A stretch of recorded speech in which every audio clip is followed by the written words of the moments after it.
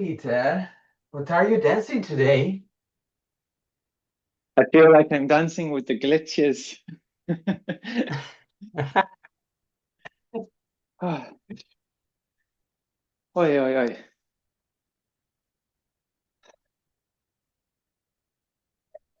I How are think, you, Yari? What are you? Yeah, tell me. uh, well, I think I'm pretty well. I'm trying to train my stamina for crisis moment, and it is working well, I think. I think something that's interesting, Yari, is yesterday you were dancing um, in love with dance, in a way, with your love for dance. And on Uh-huh. Saturday, I was writing love letters as a dance score, I guess, looking at how love Uh-huh. is Love letters choreographic. to It was love letters to anything, so it was more the act of love. our love is choreographic. Yeah, and Love in letter fact, to audience. love letters to anything. So yeah, to the audience, to the place, to feelings, to desires. But what's interesting is, these declarations of love, they become exclusive as much as they're inclusive. There's this sort of pull and push.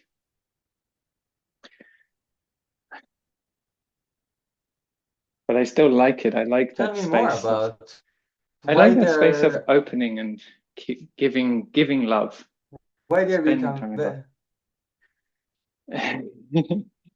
I don't know. It's like so you why are they so inclusive, exclusive? exclusive, yeah. I think it's because so I Yeah. write, I love the way you smile, which then sort of excludes or puts pressure on having to smile over not smiling, right? So it's a little like this. Mm. You're creating a value hierarchy. But the Right. intention with this Yeah. performance was like to keep writing love letters so that they undo each other and they contradict each other, and that love becomes this continuous act of being in love, of making in the face of love, so that the thing has a liveness, even though it was like a lot of writing and a lot of paper, but that it's overflowing with uh, with production of what is loved and what is not loved. That things can undo themselves through doing, through loving. So maybe it's to do with more the act of Oh, writing such a in pity. I relationship missed that to performance. the act of writing in relationship to the act of performing love compared to stating love or manifesting love inside of a letter. So turning love letters into a dance changes that somehow, right? How about you, Yari? How's your um can you speak about your love for dance at the moment?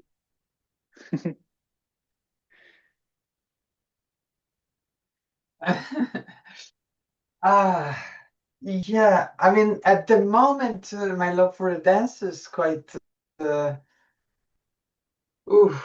like right now. You know what I mean? Maybe it's a bit like name that love. It's a way to love sometimes. It's recalling. I'm thinking. So I'm moving and I'm kind of finding that.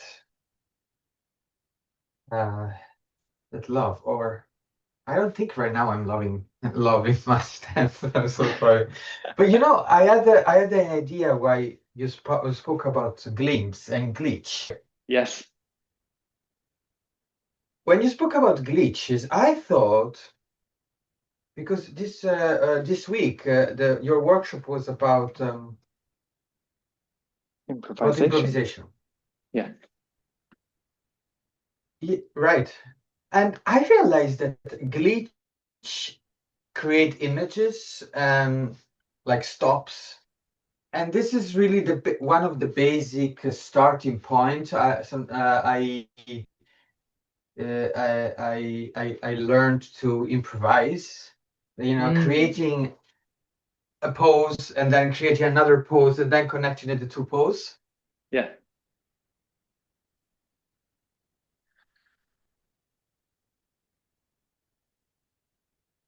That's really And beautiful. so, yeah, connecting the glitches. So somehow the choreography is lost or something, right? We just have the glitches are just stop, but also the beginning or Yes. something. Yes.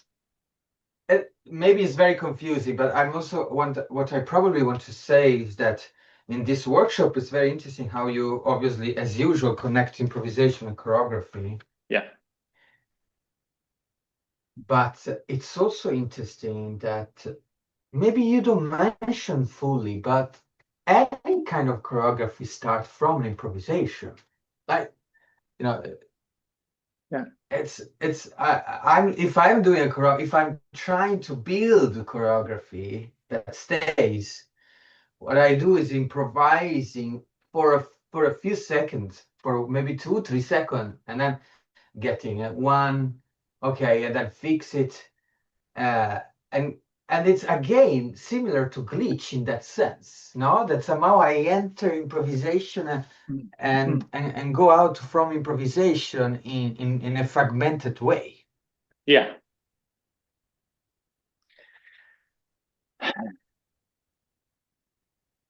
I think what you're dwelling on a little bit, which I haven't really named, especially in this, like I'm talking about choreography and I'm being very generous to choreography. I'm saying like choreography is just whatever informs, right? It's whatever allows the dance to be what it is. But I think what you're speaking of is can choreography exist without a choreographer? And like, does it exist without a choreographer?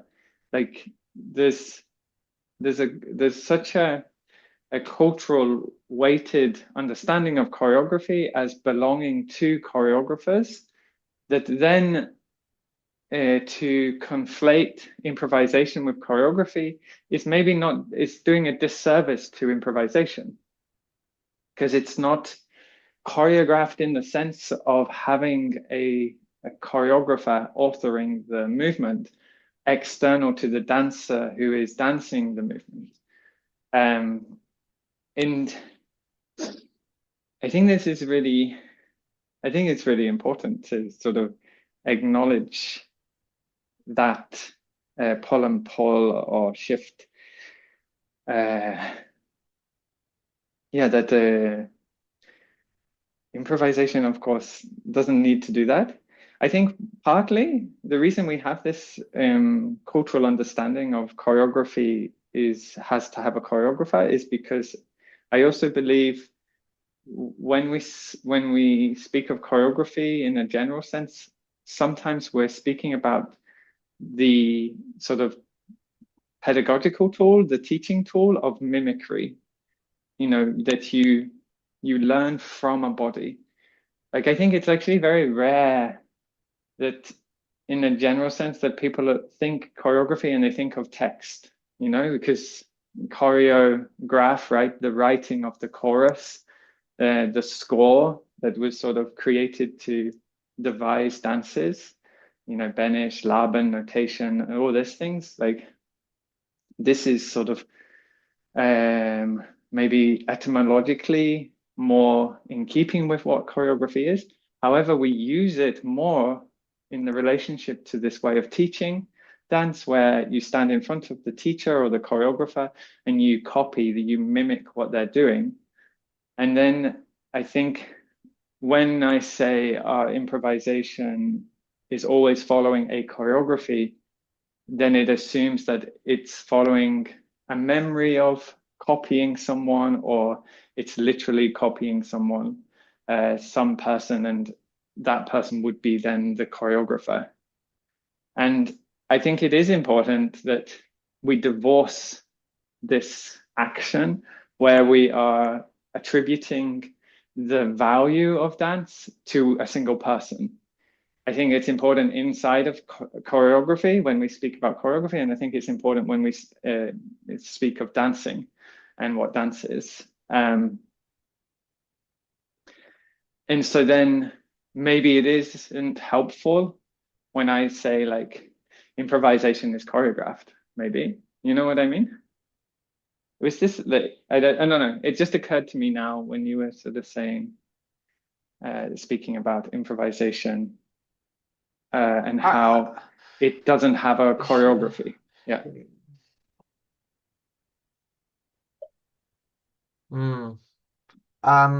I'm thinking that also within places where choreography and improvisation feel the same in context of dance, where sorry, different in context of dance, where these two things are clearly separated, there is so much in that interchanges. I'm thinking about um,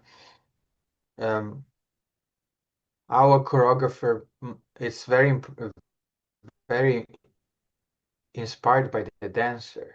Yes. So how did they also somehow choreograph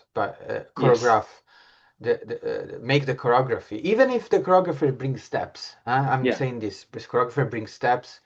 It's also something not very usual anymore, maybe in certain contexts.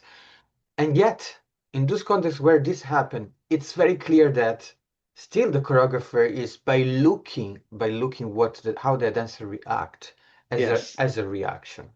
Yeah. As a charming, and then maybe try to infuse that into other dancer if it's a group dancer. So it's kind of also this happen a lot. Yeah. At the same times, the dancer also in those cases where you get a choreography from a choreographer is also we spoke about that, or maybe I am busy since a few weeks about that. Compose an interpretation. So the scale of composition, it's a bit different, maybe more focused on uh, um, certain places than other, but still, it's in that. But now, of course, we should speak about improvisation, maybe. No, but I think Choreography. it's funny, you know, there's that part in the recording where I say, so what is choreography? And I was intending, Yes. or I was meant to say, what is improvisation? And I think for me, they're so entangled, and like working together, they're so in tandem somehow that I actually struggle to reckon. And in fact, I think so. I was teaching improvisation, so it caused me to sort of spend a lot of time thinking about what it is. And I think conclusively, I was sort of left with the sensation of, I don't know, actually. And also asking the question of, is it even useful to divide dance between choreographed and improvised? Like, is this a useful binary? And that's not to say I don't recognize the sensation of when something is more set to compared to when it is more improvised. But to sort of to pay greater respect to, exactly as you say, like the choreographer is equally choreographed by the dancer as the dancer is choreographed by the choreographer. Like they are relational, and the dance emerges through that relationship. So how does it benefit us to divide the two? Even though there are skills in improvisation, right? Skills in dancing without sort of a set score. But are those skills transferable? Are they not? Is it not? Are we not able to speak about perhaps the wider space of dancing? And when we start to divide by choreographed and improvised, are we in fact also speaking about greater or lesser agency when it comes to the dancers' authority around the dancing? Because obviously, in a very set step choreography, the dancer has a lot of I freedom think and authority too, right? Yeah, say so. Yeah. yeah, I also want to say that, or to me also in a very traditional places, it's very clear that dancers and choreographers want to fix improvisation Yeah. and make choreography into the present and more. So they want, there is a desire for mixing the two as much as possible. And when I mean mixing, I mean actually maybe even more dressing up Mm. improvisation as choreography and dressing up choreography as improvisation. Yeah. And so also this means also something. I don't know Yes. what it means, but it means something for sure. Yeah, no, absolutely. Actually, I came across I did a Peter dance with Sekke, and you'll hear this in in a couple of months or something. But Sekke was talking about how they like to create the conditions for the dance, that it doesn't depend on anything external. So it doesn't depend on the audience laughing at a certain moment, or it doesn't depend on the mood being a certain way, or that the even the building is in a certain way. Or I think he probably does use lighting and stuff to an extent, but it was interesting to hear the lack of desire for dependence on externalities, that the dance can find an independence away from the unpredictable nature of a of an environment, of a situation, and that it can survive. And I've this articulation actually radically challenges, I think, my approach to choreography, where I'm saying choreography is always being affected by what is happening around it. So, like with the baby performance, like I often say how the baby and their needs come before the choreography. The choreography is secondary, and perhaps there is the artistry is actually is focusing on a choreography that is independent from the conditions that are demanded upon it from outside it. And then this demands a different type of ethics, and ethics which somehow are more codified and less conditional, whereas the ethics that I've been sort of desiring for or interested in is one which is always adaptable, always changing. And this is perhaps also where my notion of improvisation seeps in, and I start to see, for that adaptability, for that ethics, one needs to always be changing and moving. So even if the choreographer desires for the improvisation to look set, or for some set choreography to look improvised, and they're working really hard to get it there, and you're inside of that, I'm sort of situating myself in a place where I'm thinking, but it should still be responsive and reactive to whatever is going on around us. I don't think that really says anything, but it just highlights my confusion around the matter. Well, oh no, to me it was No, no, no. To me, you were saying, hey, there is this. I mean, maybe you're also say, well, choreography has the tendency to cut out as much as possible uh, the present, the the interconnection with the condition, and somehow make it into theater, make it into a Mm, place yeah. where the sun is not Yes. going down, but there's Yes. light It doesn't rain. instead, and we decide for how long that sun stays. Exactly. Mm. So you're also a bit saying this, probably. Yeah, I mean, and it's also That is exciting both, but maybe we lost you. in 2026 Yeah. there Yeah. are some ethics. Ah, Yes. so I'm saying that maybe in 2026 there is question of ethics that want to make us make humans more aware again of our interdependency, and that's why suddenly choreography become, or the concept of choreography, the old concept, traditional concept of choreography become a bit up, not at date, no, a bit. Yeah. Yeah. Maybe that is what it is also. I mean, without judging anything, of No, course. no, no, of course. I mean, yeah, it's really tricky. I mean, it also, I mean, I found myself making site-specific work because of, I think, my interpretation of choreography in this way.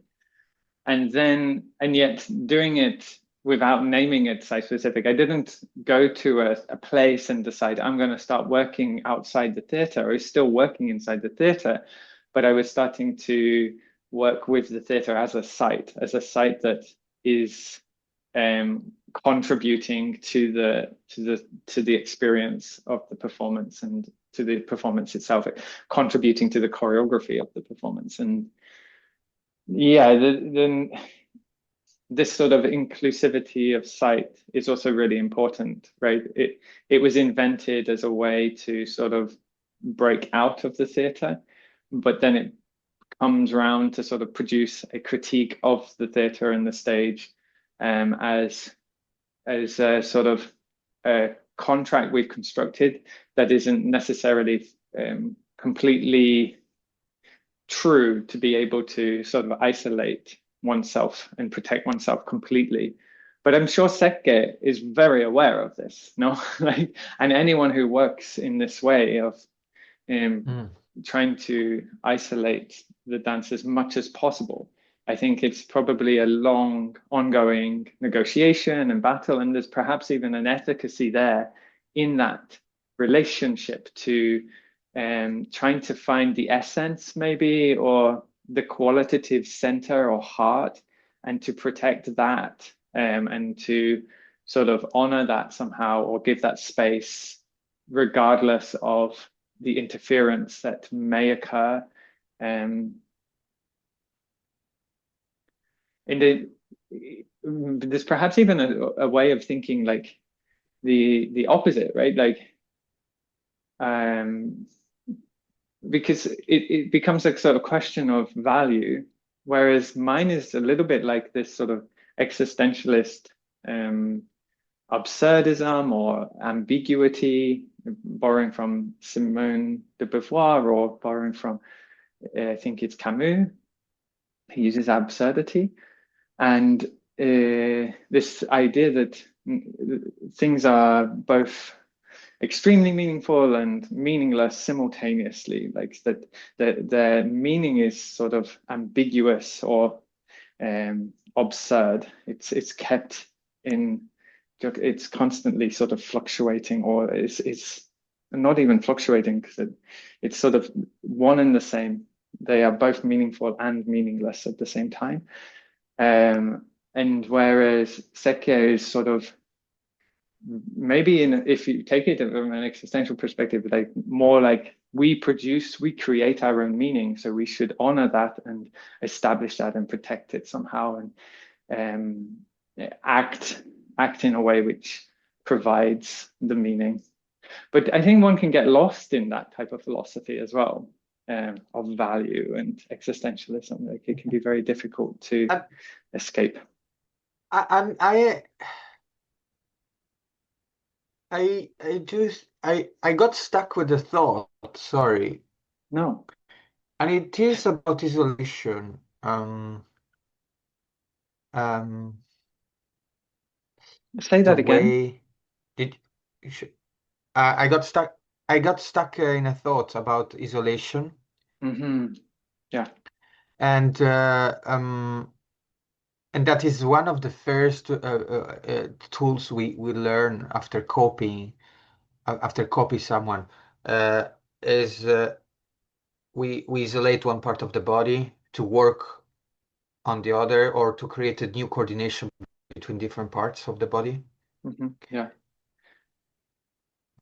But it's also one of your first exercise or one of the like tools you often use is to ask to improvise and Yes. then to take, for example, in the workshop you asked, okay, go improvise and then see what you improvise to. And then next step is to take that things and isolate. Okay, you were improvised on the feeling of good steps or Mm, on the music. So mm, do only this.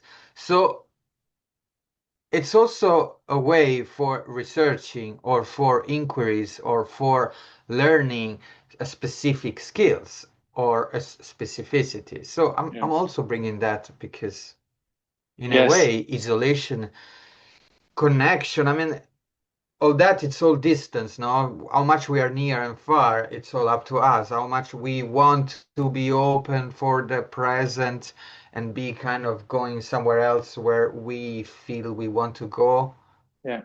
and how much this focusing on one things Yeah. and closing out the rest is useful. Yeah.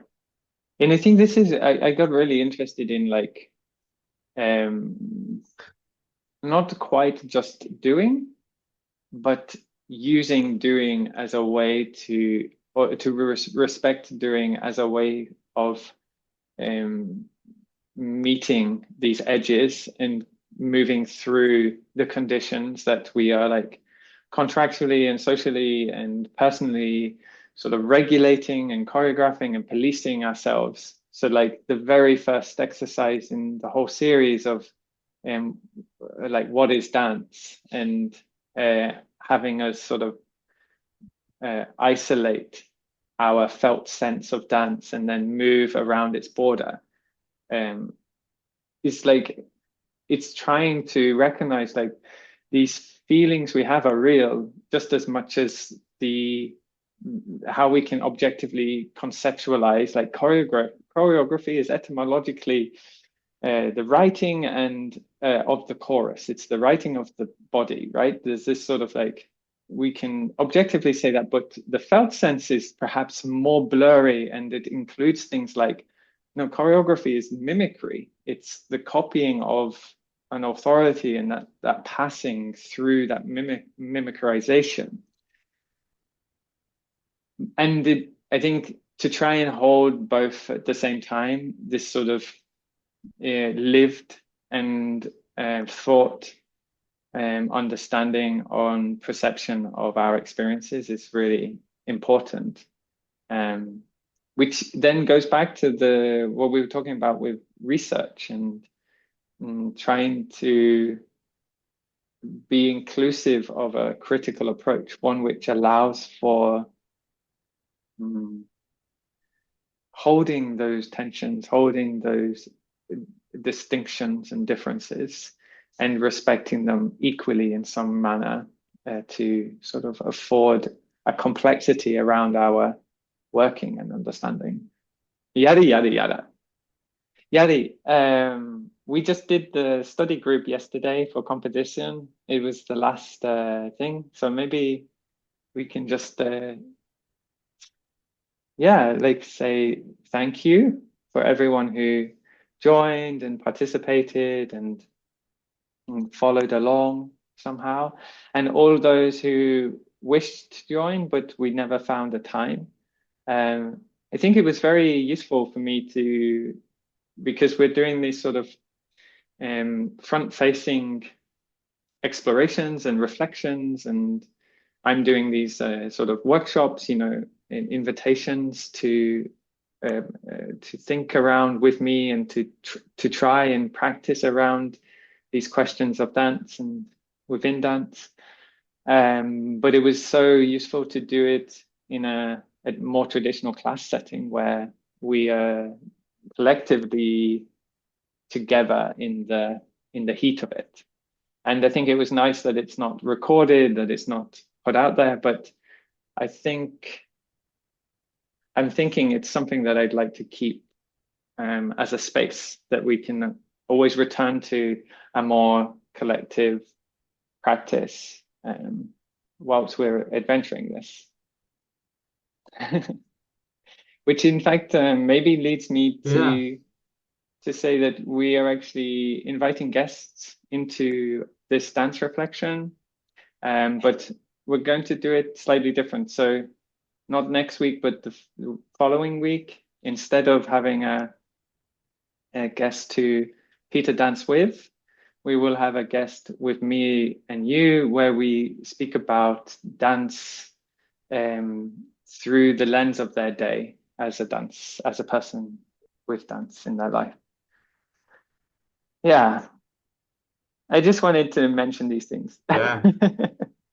Wonderful. Thank you. Yeah. Good to have some extra info or extra information about the rest about this room and this team today. Yeah.